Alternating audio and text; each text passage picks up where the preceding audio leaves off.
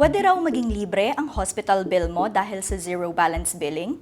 Ako si Daniza Fernandez at alamin natin kung paano makalibre at kung accessible ba ang programa na ito.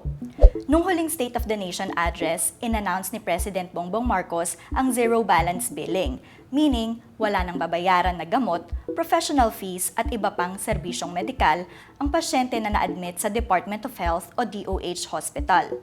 Wala nang kailangan bayaran ng pasyente basta sa DOH Hospital dahil bayad na po ang bill ninyo. Pero wait, may mga kondisyon yan. Mayaman, mahirap o may kaya ka man, zero o wala talagang babayaran ang isang pasyente sa DOH Hospital basta sa basic accommodation ka na admit.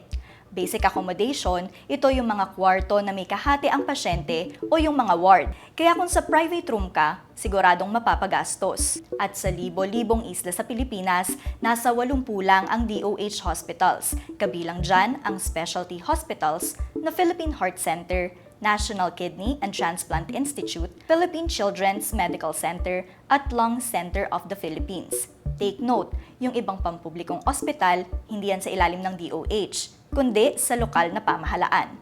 So hindi yon sakop ng zero balance billing ng DOH. Anong medical cases o sakit ang sakop ng zero balance billing? Sabi ng DOH, basta nasa basic accommodation, walang babayaran.